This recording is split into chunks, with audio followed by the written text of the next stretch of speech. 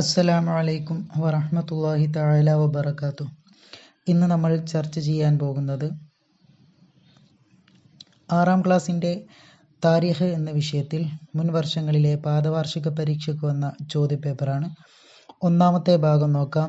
യോജിച്ചവ ചേർക്കാം. അപ്പോൾ താഴെ 7ഓളം ചോദ്യങ്ങളാണ് നൽകിയിട്ടുള്ളത്. അപ്പോൾ ഓരോന്നിനോടും യോജിച്ചത് ബ്രാക്കറ്റിൽ നിന്നും എടുത്തെഴുതുക. അപ്പോൾ ഒന്നാമത്തെ ചോദ്യം, അസ്വദുൽ അൻസി കൊല്ലപ്പെട്ട യുദ്ധം. അപ്പോൾ ഏതാണ് ആ യുദ്ധം? ആദ്യം നമുക്ക് ആ ബ്രാക്കറ്റിലുള്ളതൊന്ന് വായിച്ചു നോക്കാം.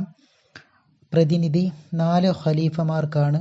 സെയ്ദ് റളിയല്ലാഹു അൻഹു, യമാമ, ബനു തൈം, കൻആൻ, ഉലുൽ അസ്മുകൾ. അപ്പോൾ ഒന്നാമത്തത് യമാമ എന്നുള്ളതാണ്. ഇനി രണ്ടാമത്തെ ചോദ്യം, ഖലീഫ എന്ന വാക്കിൻ്റെ അർത്ഥം. അതിൻ്റെ അർത്ഥം പ്രതിനിധി. മൂന്നാമത്തെ ചോദ്യം, നബി സല്ലല്ലാഹു അലൈഹി വസല്ലമയുടെ ഉമ്മത്തിൽ ഏറ്റവും ശ്രേഷ്ഠതയുള്ളത് അതാർക്കാണ്? 4 ഖലീഫമാർക്കാണ്. അപ്പോൾ അവിടെ 4 ഖലീഫമാർക്കാണ് എന്നുള്ളത് എടുത്തെഴുതുക. ഇനി നാലാമത്തെ ചോദ്യം, മുർസലുകളിൽ ഏറ്റവും ശ്രേഷ്ഠർ ആരാണ്? അപ്പോൾ അതിനോട് ചോദിച്ചത് ഉലുൽ അസ്മുകൾ എന്നുള്ളതാണ്. അപ്പോൾ മുർസലുകളിൽ ഏറ്റവും ശ്രേഷ്ഠർ ഉലുൽ അസ്മുകൾ. ഇനി അഞ്ചാമത്തത്, ഇസ്രായേൽ വംശത്തിൻ്റെ നാട് അതെവിടെയാണ്?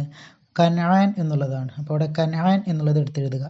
ഇനി ആറാമത്തത്, അബൂബക്കർ സിദ്ദീഖ് റളിയല്ലാഹു അൻഹുവിൻ്റെ കുടുംബം. അപ്പോൾ അതിനോട് ചോദിച്ചത് ബനു തൈം എന്നുള്ളതാണ്. അപ്പോൾ അവിടെ ബനു തൈം എന്ന് എടുത്തെഴുതുക. ഇനി അവസാനത്തെ 7ാമത്തെ ചോദ്യം, നബി സല്ലല്ലാഹു അലൈഹി വസല്ലമയുടെ കാലത്ത് വഹി എഴുതി വെച്ചിരുന്നത്.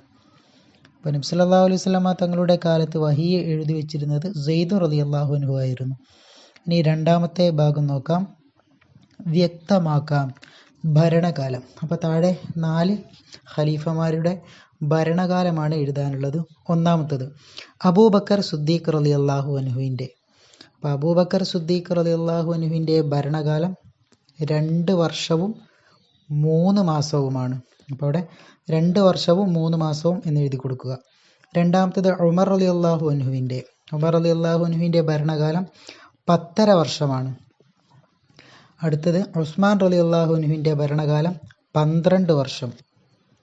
ഇനി അടുത്തത് നാലാമത്തത് അലി റളിയല്ലാഹു അൻഹുവിൻ്റെ ഭരണകാലം 4 വർഷവും 9 മാസവും.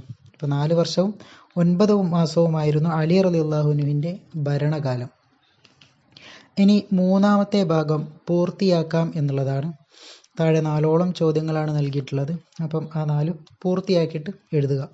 ഒന്നാമത്തത്, ഉലുൽ അസ്മുകളുടെ പ്രധാന ഗുണം അവരുടെ ക്ഷമയും സഹനവുമാണ് എന്നുള്ളതാണ് അവിടെ പൂർത്തിയാക്കിയിട്ട് എഴുതാനുള്ളത്. ഇനി രണ്ടാമത്തത്, അബൂബക്കർ സിദ്ദീഖ് റളിയല്ലാഹു അൻഹുവിൻ്റെ മാതാവ് ഉമ്മുൽ ഖൈർ എന്ന സൽമ ആയിരുന്നു. അവിടെ സൽമ ആയിരുന്നു എന്നെഴുതുക. ഇനി മൂന്നാമത്തെ ചോദ്യം, അബൂബക്കർ സിദ്ദീഖ് റളിയല്ലാഹു അൻഹുവിൻ്റെ പിതാവ് അബൂ ഖുഹാഫ എന്ന ഉസ്മാൻ ആകുന്നു. അപ്പോൾ അവിടെ ഉസ്മാൻ ആകുന്നു എന്നാണ് എഴുതാനുള്ളത്. ഇനി അവസാനത്തെ ചോദ്യം, നാലാമത്തത്, 950 വർഷക്കാലം പ്രബോധനം ചെയ്ത നബി അതാരാണ്? നൂഹ് നബി അലൈഹിസ്സലാമാണ്. അപ്പോൾ അവിടെ നൂഹ് നബി അലൈഹിസ്സലാം എന്ന് എഴുതി കൊടുക്കുക. ഇനി നാലാമത്തെ ഭാഗം ഉത്തരം എഴുതാം എന്നുള്ളതാണ്. 5ഓളം ചോദ്യങ്ങളാണ് നൽകിയിട്ടുള്ളത്. അപ്പോൾ അതിന് ശരിയായിട്ടുള്ള രീതിയിൽ ഉത്തരം എഴുതുക. ഒന്നാമത്തെ ചോദ്യം, ഖുലഫാ ഉർ റാഷിദുകളുടെ ഭരണകാലം ഏതു മുതൽ ഏതുവരെയാണ്? ഖുലഫാ ഉർ റാഷിദുകളുടെ ഭരണകാലം ഏതു മുതൽ ഏതുവരെയാണ്? അതിൻ്റെ ഉത്തരം ഹിജ്റ 11 മുതൽ 40 വരെയാണ്. ഹിജ്റ 11 മുതൽ 40 വരെയാണ്. ഹിജ്റ 40 വരെയാണ് ഖുലഫാ ഉർ റാഷിദുകളുടെ ഭരണകാലം. ഇനി രണ്ടാമത്തെ ചോദ്യം, അബൂബക്കർ സിദ്ദീഖ് റളിയല്ലാഹു അൻഹുവിൻ്റെ പെൺമക്കളിൽ പ്രധാനികളായവർ ആരെല്ലാം? അപ്പോൾ അബൂബക്കർ സിദ്ദീഖ് റളിയല്ലാഹു അൻഹുവിൻ്റെ പെൺമക്കളിൽ പ്രധാനികളായിരുന്നു ആയിഷ റളിയല്ലാഹു അൻഹയും സുബൈർ ഇബ്നു അവ്വാം റളിയല്ലാഹു അൻഹുവിൻ്റെ ഭാര്യ അസ്മാ റളിയല്ലാഹു അൻഹയും. അപ്പോൾ ആരൊക്കെയാണ്? ആയിഷ റളിയല്ലാഹു അൻഹയും സുബൈർ ഉബ്നു അവ്വാം റളിയല്ലാഹു അൻഹുവിൻ്റെ ഭാര്യ അസ്മാ റളിയല്ലാഹു അൻഹയുമായിരുന്നു അബൂബക്കർ സിദ്ദീഖ് റളിയല്ലാഹു അൻഹുവിൻ്റെ പെൺമക്കളിൽ പ്രധാനികൾ. ഇനി മൂന്നാമത്തത് അധികാരം ഏറ്റു ആദ്യമായി അബൂബക്കർ സിദ്ദീഖ് റളിയല്ലാഹു അൻഹു ചെയ്തത് എന്താണ്? അതിൻ്റെ ഉത്തരം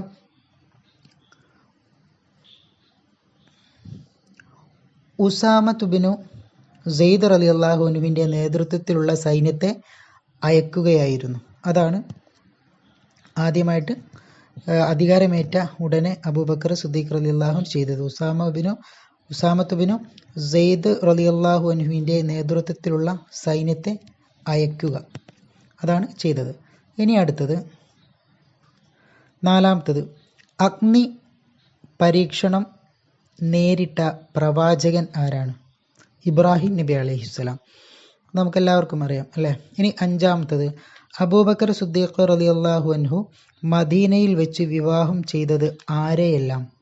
അപ്പം അതിൻ്റെ ഉത്തരം ഹബീബ ബിൻത്ത് സെയ്ദ്, അസ്മാ ബിൻത്ത് ഉമൈസ്, ഇവരെയായിരുന്നു അബൂബക്കർ സിദ്ദീഖ് റളിയല്ലാഹു അൻഹു മദീനയിൽ വെച്ച് വിവാഹം ചെയ്തത്. ഇനി അഞ്ചാമത്തെ ഭാഗമാണ് തെറ്റ് ശരിയാക്കി എഴുതാം.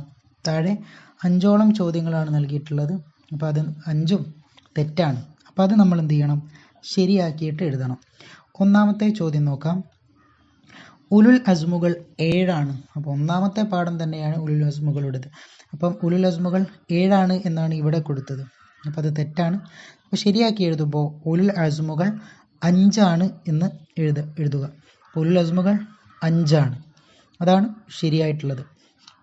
ഇനി അടുത്തത് രണ്ടാമത്തത് സ്വന്തം മകനെ അറുക്കാനുള്ള കൽപ്പന നേരിടേണ്ടി വന്ന പ്രവാചകൻ നൂഹ് അലൈഹിസ്സലാം. അപ്പം അതും ആര് തന്നെയാണ്? ഇബ്രാഹിം നബി അലൈഹിസ്സലാം തന്നെയാണ്. അപ്പോൾ അവിടെ എങ്ങനെ എഴുതേണ്ടി വരും? സ്വന്തം മകനെ അറുക്കാൻ കൽപ്പന നേരിടേണ്ടി വന്ന പ്രവാചകൻ ഇബ്രാഹിം നബി അലൈഹിസ്സലാം ആയിരുന്നു. ഇനി അടുത്തത് മൂന്നാമത്തത് അബൂബക്കർ സിദ്ദീഖ് റളിയല്ലാഹു അൻഹു ബസ്രയിലേക്ക് അയച്ച സൈന്യത്തിൻ്റെ നായകൻ ഉസാമ ബിനു സെയ്ദ്. അത് ഉസാമ ബിനു സെയ്ദ് ആയിരുന്നില്ല. ആരാണ്? ഖാലിദ് ബിനു വലീദ് റളിയല്ലാഹു അൻഹു ആയിരുന്നു.